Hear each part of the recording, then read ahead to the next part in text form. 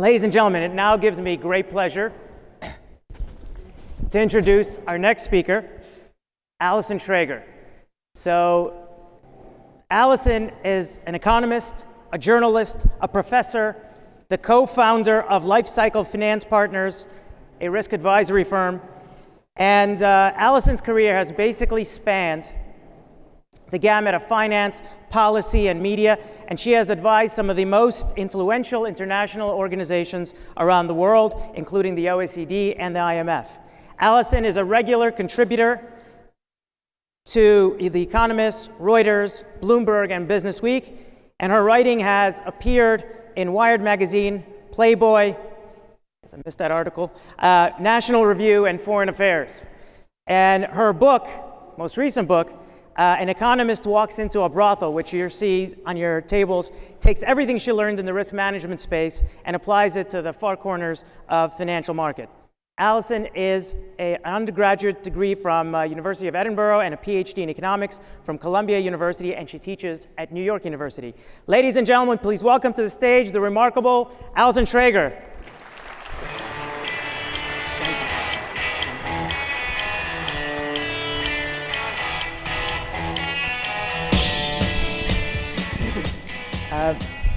Allison, welcome to Toronto. Thank you for joining us. Thanks so much for having me. So, after everybody hears about your, extraordinarily illustrious career, I think everybody is wondering, so how exactly did you end up in a brothel?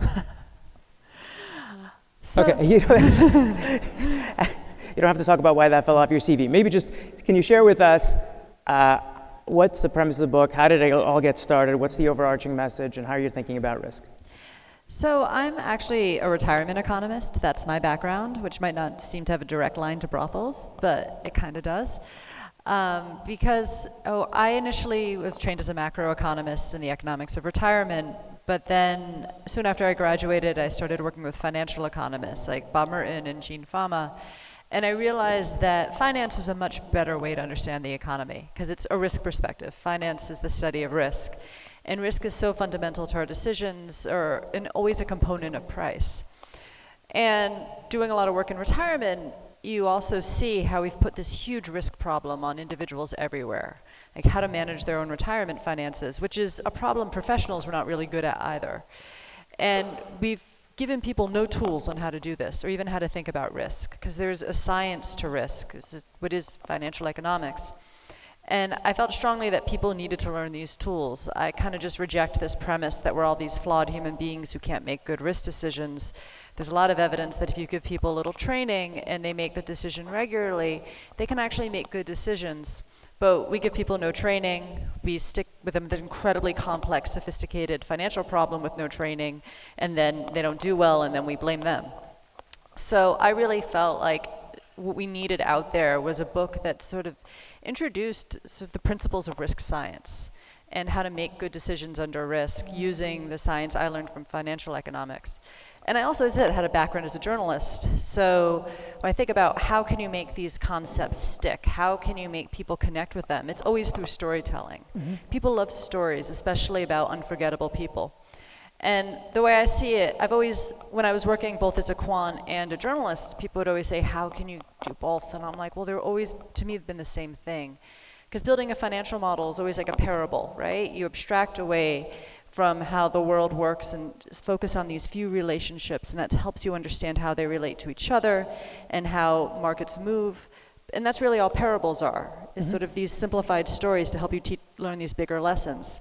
So I had this idea that I would retell financial models in parable form, finding interesting stories outside financial markets. So let's come back to the brothel. So how did you get there, and what sort of insights about risk management emerged from that experience? So I had this idea, but then I was stuck for about 2 years of how I'd actually execute it. And one day I was talking to What was the idea? That I would retell these financial models using parables. Okay, got it. And I would find stories, great stories. But then I was like, how do you find great stories? I don't know how to do this. I'm trained to work with data, not people. So I was talking to my cousin, who was very conservative, very religious, got married very young, and then had this bit of a midlife crisis and got a divorce, and he had this new girlfriend. And I was like, God, I'm just not finding good stories. But I think what would be good is I should meet a criminal. Like, I think maybe someone who broke the law. Like, that would be a good risk story. Do you know anyone? Because he used to be a lawyer who'd done that. He's like, well, actually, my girlfriend runs an illegal business. She runs an illegal brothel online. Like, most people find sex workers online now, and she runs a website that matches in a very specific specialized market, submissives. So women who are tied up before having sex with their clients. And she doesn't actually do this, but she just does the matching, which honestly anyone could do. But her value add is she screens the customers to make sure that they're legit, because it's particularly dangerous if you're going to get tied up. It's always dangerous being an online sex worker, but if you get tied up first, it's especially dangerous. So I'll take your word. So she got 30% of their earnings for doing the screening. And I was like, oh, that's a risk story, right? Because that's, in finance, we're always trying to separate out risk premiums. How much do you pay to reduce or enhance risk? So I was like, well, that's a good risk story. So I wrote this story, did really well. And the next thing I knew, I hear from the Bunny Ranch, the famous brothel in Nevada. And they were, well, if you're going to be writing about brothels, because apparently there's a hierarchy of brothels, which I didn't realize. Mm-hmm. And the Bunny Ranch is like the Goldman Sachs of brothels. So they're like, if you're going to be writing about brothels, you should be writing about our brothel, because we're the biggest and most prestigious. And I was like, I don't write about brothels, but sure, let's have this conversation, because I don't get calls like this every day. And he explained how, the first thing he said was, well, we don't have set prices, so every transaction is negotiated. And I was like, oh, well, does that mean you have women who are like 18 years old negotiating with men, say in their 60s, for tens of thousands of dollars? And he goes, yeah, and it's interesting. No one's ever asked about that before, because they come here not really knowing their value. So we have a negotiation training program so they know how to ask for more with confidence. And I was like, oh, well, I would like to see that. Would make Goldman Sachs proud. So off I went to the brothel to go through their negotiation training. And it was there I discovered that they charge this huge price above the illegal price, which is effectively a risk markup. Like it's an extra premium that customers pay to reduce their risk. And also the women give up 50% of their earnings to work legally. That also reduces their risk. So I said, the 30% that my cousin's girlfriend pays is a risk reduction. We pay to reduce risk, but this 50% you reduce even more risk, because working in a legal brothel is pretty safe. You get healthcare and security and all these things. And the customers were willing to pay a huge markup too, because there's no like Robert Kraft situation going on. That you go, everyone's screened for diseases, and it's legal. And I thought that was pretty cool, because a risk market isn't working if there's a weird risk allocation, which usually results in people who take the most risk should get the biggest reward. And criminal markets usually don't work this way because there's low price transparency. So usually when I think of pimps, I think of them as taking as a screwed up risk market, and that the women take all, or whoever they are, who's working for them, take on all the risk. They're out there, they face all this violence, and the pimps get all the money. So that's like a messed up risk distribution. But in this case, the brothel is actually making its money reducing risk. This spread between the women getting less and the men getting more or paying more, the brothel takes that spread in its risk reduction. So I thought that was pretty cool. Interesting. One of the other cases that's a little less salacious is the paparazzi that you talked about in your book.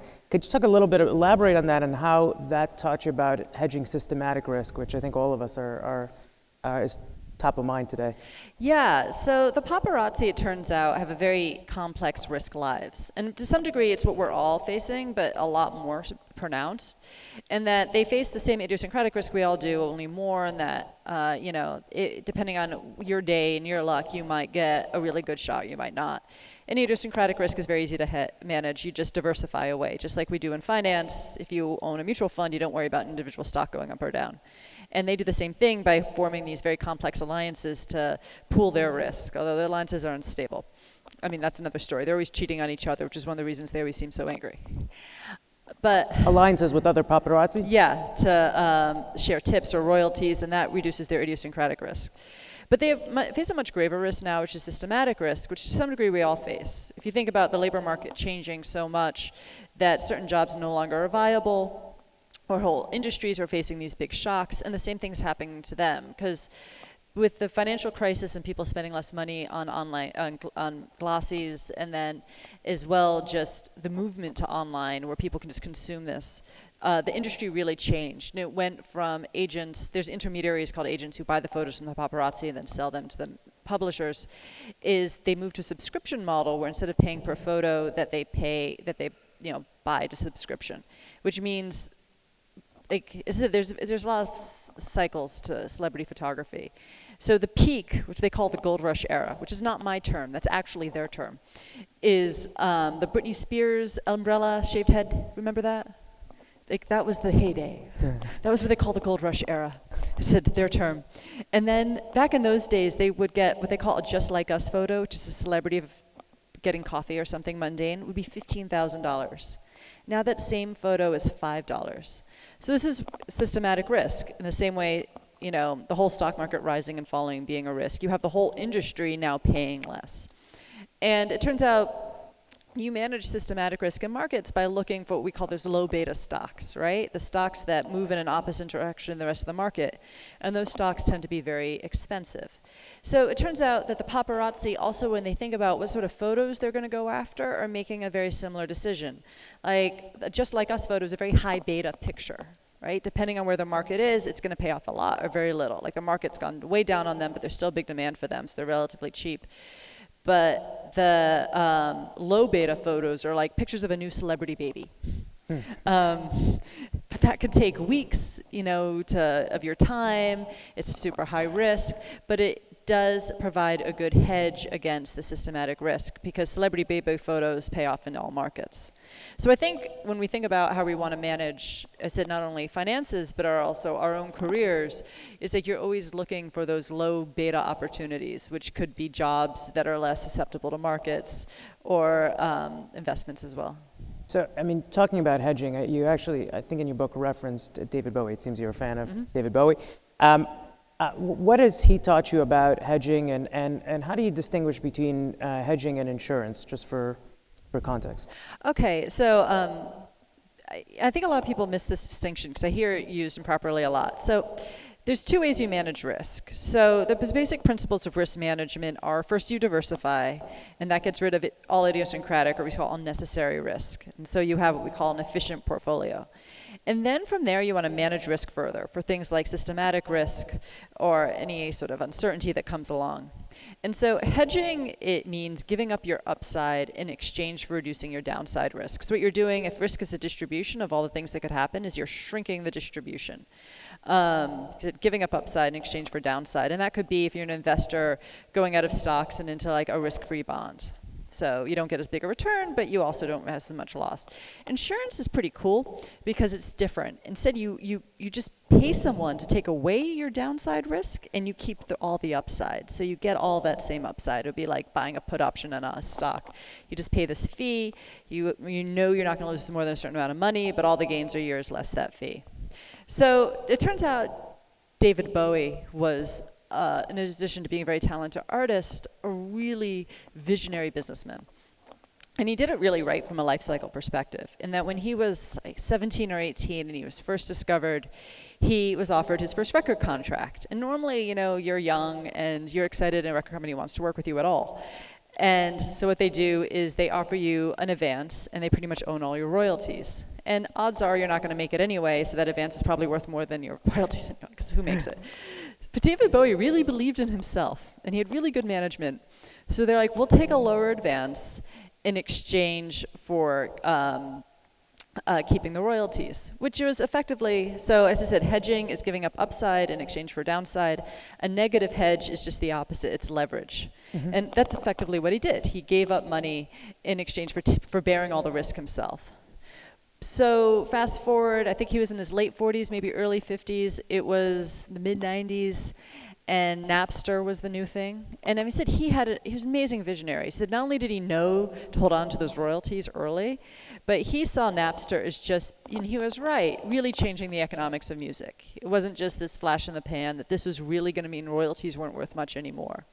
So it's like he made the opposite bet, which is he securitized his royalties. So what he did is he found this banker who was willing to package them the same way they do mortgages, and when they build mortgage-backed bonds. And he sold them for $50 million. So it's interesting because that was a hedge, because he gave up the upside of his royalties in exchange for all this downside. So he knew when to take leverage, and which is when you're young, which is pretty smart, and also when to take that sort of more prudent hedge. So that's on the downside. We can't talk about risk without also looking at the reward side of the equation. And you talk in the book, you covered big wave surfers. What could big wave surfers possibly teach investors about reward? A lot. And I learned this because if anyone's an investor and can talk their company into this, the surfers have an annual risk conference. Actually, big wave surfers specifically have an annual risk conference on the North Shore of Hawaii, where they discuss all the same things you hear at financial conferences, just from a whole new perspective. Because, as you can imagine, surfing a really big wave is largely about a risk management problem. And it's not, when I first approached this community, I remember watching documentaries where they'd have Laird Hamilton be like, I know if a wave is there, I just gotta surf it.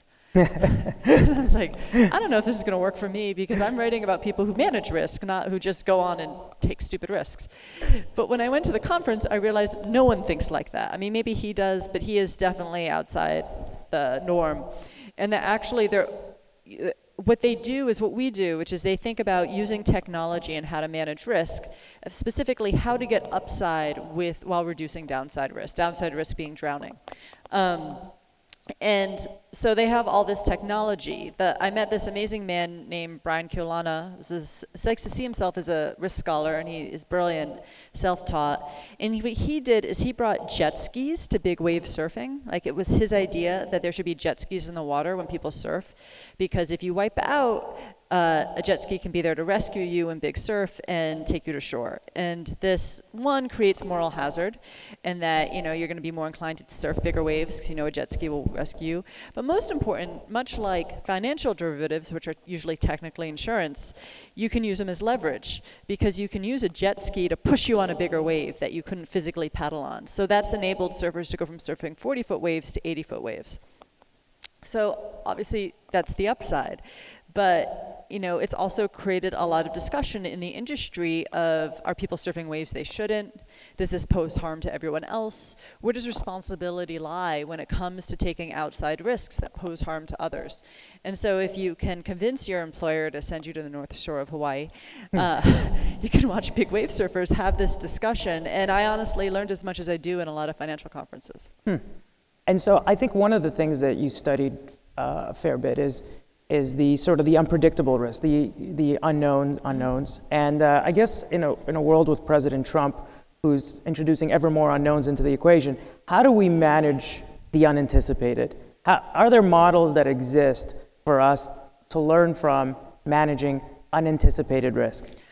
It's tricky, and we do, but they're not really models. I think dealing with uncertainty takes acknowledging. So risk, as I said, all the things you can imagine happening and how probable they are. It's unknowns that can be measured. But there's always things happen that you are not going to anticipate. And the danger of risk managing is you think you've got everything, when really there's something else you don't anticipate. And we see this a lot happening in finance, is people think they've thought of everything, they've hedged, they've insured, and then some tsunami comes along they didn't anticipate. And I spent a lot of time with this chapter with H.R. McMaster, who prior to being known for being in the Trump administration was a really well-known risk scholar. Because this is sort of the central question in planning a war, is how much can we manage? Because if you can manage risk well and you can predict how a battle's going to go, you don't have to put as much resources into it. You just have a couple people, like maybe a drone, and everything's taken care of cleanly and neatly, and you can be a little bit more aggressive. But what goes down in battle is so unpredictable. And if you overmanage and aren't prepared for what we call flexibility, that ability to change your plan on the dime and train soldiers to sort of sometimes go against what the original plan was, then you end up in a bad situation. And when I was talking to HR about this, I was really struck of how similar this is to monetary policy.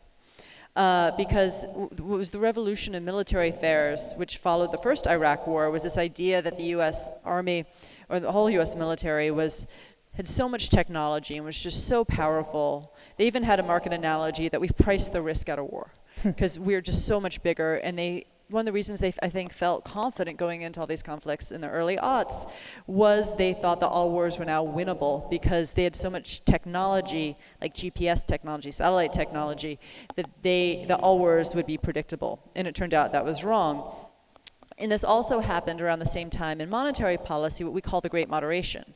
This idea that we now could understand the economy, we had the tools, that we would never have a bad recession again. And it was okay if people took on a lot of leverage because we could manage these risks. I'm just coming actually from Switzerland, where I was at a meeting of central bank governors. And the whole meeting was about how to manage uncertainty, the risks we don't anticipate. And this same tension of over-planning, but still leaving enough flexibility is also where we're talking about. I mean, there's a lot of uncertainty in the economy right now. You said with Trump, trade wars, all this stuff. And all the central bankers were talking about all the things they have in place to try to make the economy more stable. But this also comes with this tension of, well, are you losing flexibility? Because when I think of uncertainty, I think of unforeseen shocks. And if you're too aggressive in your monetary policy, you bring rates too low. So I was in Switzerland where they've got negative rates, and then you have a big economic shock, you can't really lower rates much further. Mm-hmm. So you lose flexibility. Right. So I think this is true certainly for investors of, how not over risk managing, because if you do, you spend all your money on insurance premiums or hedging, and you're not prepared for the uncertainty. But also, uncertainty is expensive, because the best way to deal with uncertainty in finance is flexibility, which is liquidity. So you're leaving money on the table. And sort of getting that balance just right takes a lot of humility. So I guess just as a follow-up on that, I mean, it's fascinating. You have these conversations with central bankers. I mean, we're sitting, on the tail of, or on the heels of the longest recovery in history. Mm-hmm. It's long in the tooth by some measures. Governments around the world are lowering rates, signaling weakness of the economy. So at this stage of ever-growing uncertainty, and we shouldn't overmanage risk, mm-hmm. right? At the same time, how should we be thinking differently? How should investors be thinking differently about risk management and diversification at this point in time than perhaps we've thought about before? Well, I think, I'm too much of a efficient markets person to ever think, I said all that time with Jean Fama, to ever think, okay, we know that because the following things have happened, that means a recession is coming around the corner. I think if you're in markets, you always have to accept that it's risky and they could fall at any moment. I mean, the recession could be next week, it could already be happening, it could be 2 years from now and you'll miss up on all those gains. I think you have to go into markets always never investing more than you can feel comfortable losing if you're in risky investments, and always, as I said, keeping that little bit of liquidity, staying away from too much leverage, just in case, because markets could crash at any time. I mean, we could have a recession tomorrow, and then we could have one 2 years from now. I mean, it's just we're in a very long recovery, which makes it feel like something bad happening is inevitable. But recessions don't die of old age; they usually die of bad shocks. Mm-hmm. Mm-hmm. Just for the last question, because you touched on this earlier and it didn't delve into it. You touched, I just finished writing my own book on fraud. Mm-hmm. So I was fascinated to see how you framed the behavioral biases in the context of fraudsters and criminals. Uh-huh. So what do you think investors could learn? It's an odd question to end on, but what do you think investors could learn from criminals? And how do we overcome our own behavioral biases? So I spent a fair amount of time, and as I said, I was initially interested in talking to criminals. And I talked to all different criminals, white collar and Is it more to what we think of as stereotypical criminals? And they all had the same thing to say, which is, oh, I never thought I'd get caught. Or I thought I'd get caught in the beginning, and then I didn't get caught, so you get more and more overconfident, which is said is a behavioral bias, particularly, I think, in inferring serial correlation where there is none. Like, because you got away with this crime, you think you're going to get away with crime in the future. Everyone had these stories of, anyway, everyone I knew went to prison, but I thought it was better. I tell the story of Sam Antar. I'm not sure if this made it to Canada, but in the 80s, there was this electronics company called Crazy Eddie's that had these ads that were everywhere. And like, they're still memorable. And it turns out this was a fraud from day one. They set up this business to evade taxes, and they made like $7 million doing this, but they wanted more. So they actually took a criminal operation public, like sold on the stock market, and then like had these ads we still remember like 35 years later. And so I was talking to their COO who was behind all this, and I was like, you took a criminal operation public. Like, when you made that decision, were you thinking, how is this going to end? And he was like, well, you know, we figured because we were so good at tax fraud, we'd be good at securities fraud. So I think, you know, these, I said, are these behavioral biases of, I said, we infer like past success as meaning that we're good at something when really you just got lucky. So I think it's important, again, with this humility of knowing, you know, I can't predict markets, I can't manage every risk. And, you know, if I get away with tax fraud, I should just quit while I'm ahead. Okay, that's not a takeaway for here, but it is a good place to end on. First of all, Allison, thank you so much for flying up to Toronto to be with us, sharing your insights. As a very small token of our appreciation, we have a Allison Schrager stamp for you, commission for you, and a special donation made to Sick Kids in your honor. Thank you so much. Thank you, ladies and gentlemen. Please give me. Thank you so much for having me. Thank you. Just going to take a quick picture.